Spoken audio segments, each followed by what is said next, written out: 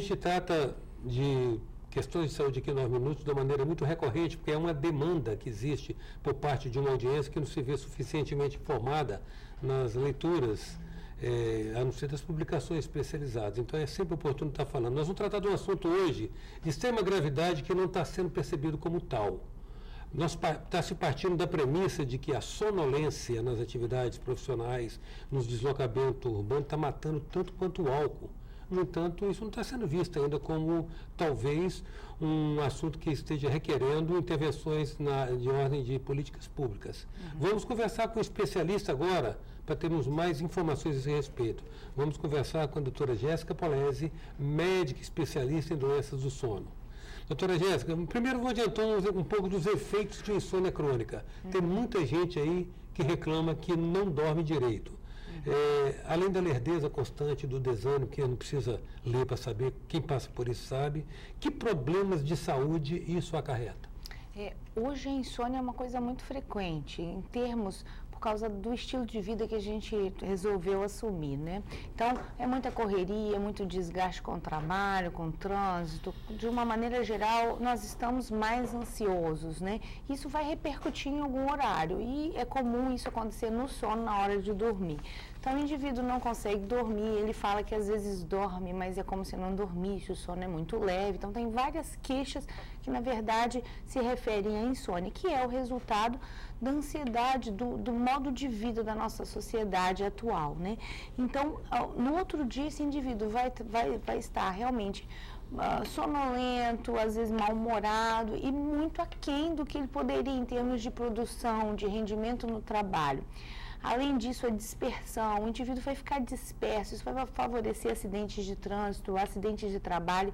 É aquele indivíduo que poderia estar rendendo muito mais na vida, tendo muito mais qualidade de vida e ele fica aquém do que ele poderia. Outros dados já vêm mostrando que o indivíduo que dorme pouco, e isso assim comprovado de literatura, ele vive menos, ele vai morrer mais cedo e ele vai ter mais problemas cardiovasculares. Então não é só subjetivo, não é só impressão, isso já é real, isso já está muito bem definido por alguns estudos mais recentes em relação ao tempo de sono, né?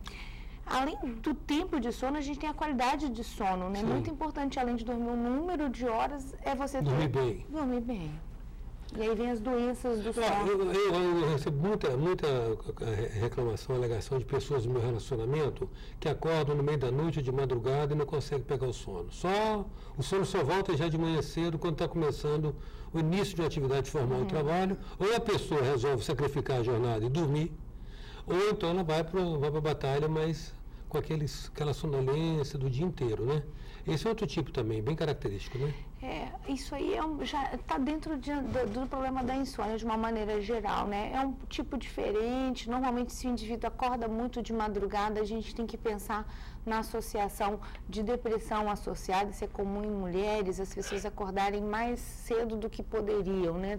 Poderiam dormir até às 7, começam a acordar às 4 e não conseguir dormir mais. Isso. É uma das características da depressão, então tem que investigar se esse indivíduo não está com problema, não está tendo um comportamento que sugere uma depressão associada, mas num contexto, a insônia ela está junto de várias doenças, a depressão e os distúrbios psiquiátricos, a maioria cursa com algum problema relacionado ao sono, seja lá a insônia, seja lá a sonolência excessiva durante o dia, né? Então, sempre que você tem um indivíduo que está mudando o comportamento de sono e que não tem alguma causa bem definida, não tem uma ansiedade, você tem que pensar em alguma outra coisa e procurar alguma coisa de psiquiátrica e às vezes neurológicas, doenças degenerativas, tipo Parkinson, Alzheimer, elas cursam com algumas alterações de sono. A gente pode considerar o sono um alimento básico, sem o qual, mesmo o organismo estando muito bem nutrido, ele fica vulnerável? A gente morre sem sono, né? Sem sono REM, que é o estágio do sono, a gente morre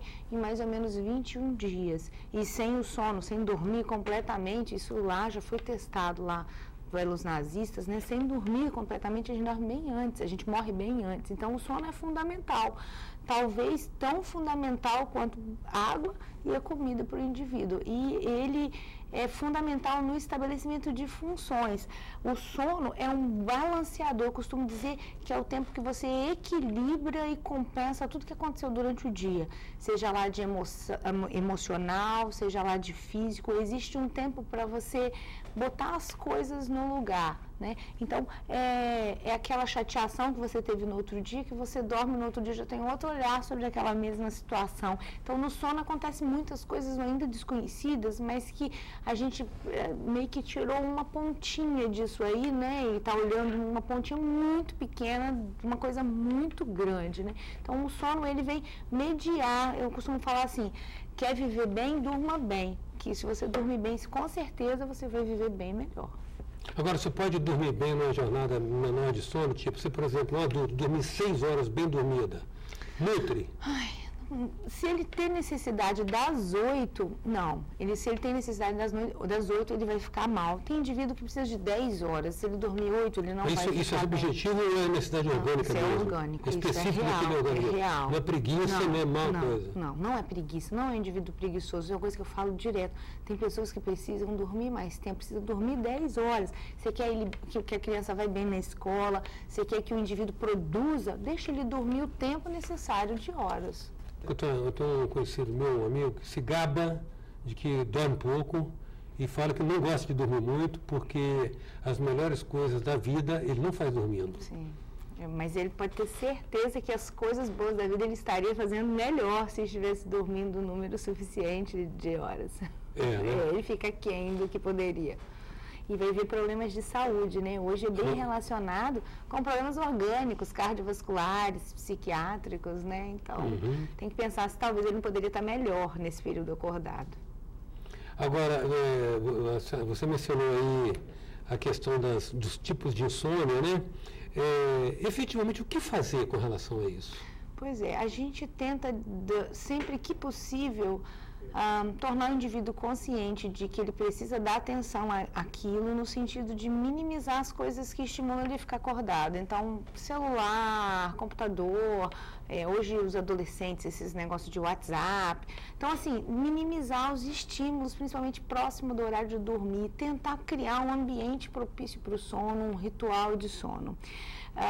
Atividade física ajuda demais, o corpo tem que estar cansado para você ter um sono de qualidade. Eu costumo falar que o corpo cansado, o sono fica profundo, você vai conseguir dormir com mais qualidade. Você tenta de todo jeito minimizar as coisas externas. Trata a doença do sono se houver, se tiver apneia. Mesmo assim, o indivíduo não consegue dormir, isso é muito importante, a gente tem que lançar a mão de medicação. Mas aí isso tem que ficar muito claro, que a medicação não vai resolver o problema, ela tem que ser temporária, ela tem que ter data para começar e para terminar, não pode ser usado, algumas categorias não podem ser usado toda noite, porque ainda é melhor ele dormir sob o efeito de medicação do que ele não dormir. Então, a gente partindo dessa meta, a gente pode ir para dormir mesmo com remédio, mas sempre que a gente puder cuidar para que não precise de remédio, ainda é melhor. Agora, as pessoas normalmente, predominantemente, cada vez as pessoas se ocupam menos de atividades braçais, físicas e mais de atividades mentais. Sim. Esta atividade mental associada exatamente ao sedentarismo, a pessoa sai de casa, pega um carro, o máximo que ele faz é movimento com os braços para dirigir. Pega um elevador, chega no escritório, né, trabalha, compra jornada, volta pelo mesmo percurso, volta para casa, eventualmente vai ver a televisão e tal. Então, assim, você tem um contraponto aí do excesso de atividade mental e um baixo desempenho de atividade física. Certamente isso só agrava, né? Sim, é muito exercício psíquico, vamos dizer assim, ele tem muita coisa para resolver, muita coisa para fugir, para solucionar durante o dia, né? E faz pouco de físico. Então, o organismo não está cansado, não está precisando de cama, como diz o outro. E a cabeça está a mil, ainda resolvendo o que não deu conta durante o dia. Então, realmente vai para a cama com todos aqueles problemas e com o corpo sem estar cansado, vai ficar acordado. Mas se ela está imersa num ritmo de vida do qual ela não tem alternativa, vai cair no Rivotril? Vai cair na medicação, possivelmente. Então, a gente tem que ter esses cuidados de estar vendo todos os dias o que dá para ficar para trás, o que não vale a pena preocupar, o que pode deixar para preocupar quando vier o problema. Essas coisas é um exercício, né? Mas tentar desfazer de ansiedades que não vão trazer nenhum... Isso é um exercício. No momento que eu preciso realmente me preocupar e deixar tentar deixar o máximo possível ao longo do caminho, porque senão vai levar para a cama mesmo. A questão você esteve mencionando a exibição, disse que a melatonina, que de certa maneira contribui para o sono, né? Se não causa, pelo menos contribui para o sono, ela é desencadeada, ela é secretada em ambiente de escuridão e silêncio. Por isso, há uma recomendação, eu já vi alguma publicação especializada, uma recomendação para que as pessoas se abstenham de manusear qualquer tipo de aparelho eletrônico que tenha luzes, tenha monitores com luz cintilante. Sim, sim. A secreção de melatonina, ela é, no mesmo momento, ela é interrompida se estimulado a parte visual, se aparecer alguma luz. Então, se tiver alguma luz, automaticamente vai parar a secreção orgânica da melatonina, né? Então, a gente ainda tenta no consultório, às vezes, dar melatonina para os indivíduos, mas esse resultado é muito incerto sobre o sono, né? Melatonina oral, a gente tem um resultado que não, às vezes é muito bom, às vezes não é, a gente não sabe muito bem por quê.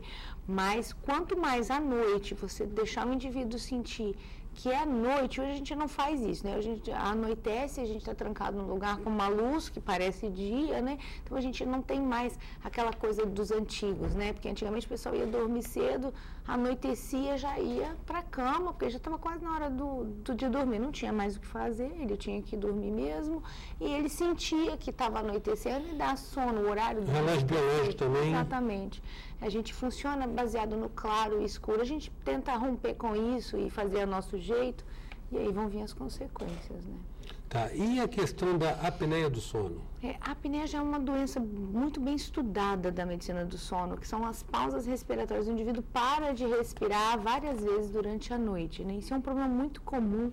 A gente calcula que mais ou menos 40% da população do Brasil tem essa doença.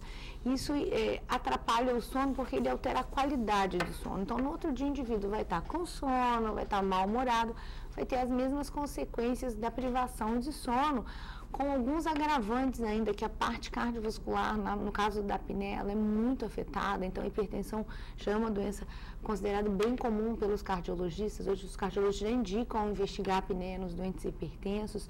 A parte cardiovascular, a tendência à obesidade, a tendência a ter mais problemas psiquiátricos, daí a epidemia de depressão que a gente vive hoje, né? A gente tem muita gente deprimida, muita gente com dor crônica, poliqueixoso, né?